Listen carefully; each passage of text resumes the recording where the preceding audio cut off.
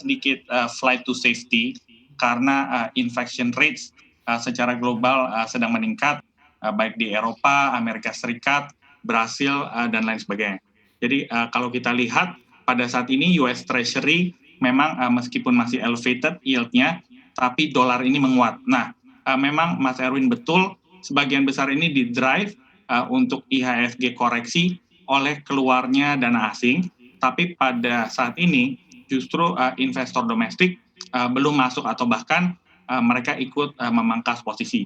Jadi kedepannya menurut kami karena dipengaruhi secara global, memang infection rates ini menaikkan kemungkinan adanya lockdown lagi dan memang sudah dilakukan di beberapa negara Eropa.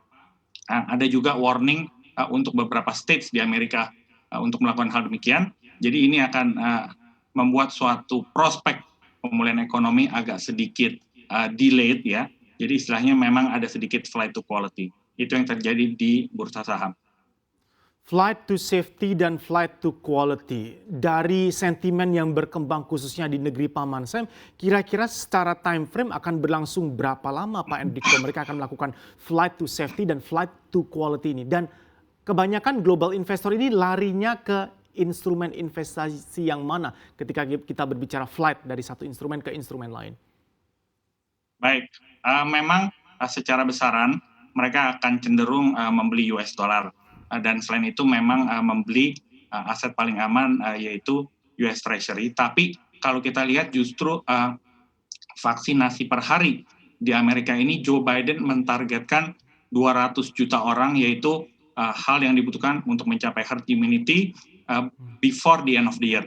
Yang artinya nanti banyak sekali itu investasi di saham Amerika yang berbentuk cyclical.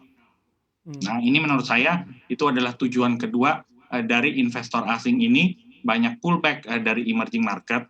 Dan yang ketiga memang kalau kita lihat the rising bond yields di emerging market ini seolah-olah juga membuat adanya tightening of the financial condition.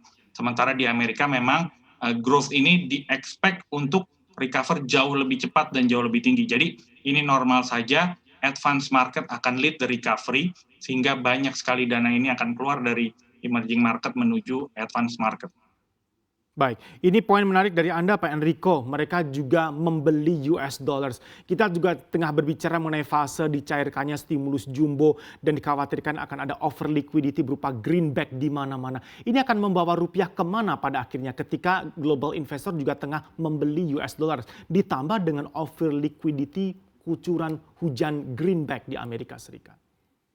Ya, sementara waktu memang kita melihat penguatan dolar ini adalah secara general dan terutama untuk negara-negara yang punya current account dan twin deficit seperti Indonesia salah satunya memang lebih sensitif. Tapi kita tetap melihat bahwa prospek makro Indonesia ini masih cukup strong. Contohnya kita terkontraksi hanya 2%, sementara fiskal defisit kita tidak membludak seperti di Eropa. Jadi istilah kata peluru kita sebenarnya itu masih ada, tapi kita tetap prudence. Dan kedepannya memang kuncinya adalah di saat vaksinasi sedang balapan ya dalam tanda kutip dengan infection rates ini, kita harus tetap menjaga protokol kesehatan sehingga semi lockdown yang dilakukan di beberapa negara atau PPKM di Indonesia ini bisa berangsur-angsur dikurangi. Nah, itulah kunci untuk mengembalikan confidence pasar. Install aplikasi kami CNBC Indonesia di Google Play Store dan App Store untuk mengikuti perkembangan terkini berita bisnis dan ekonomi.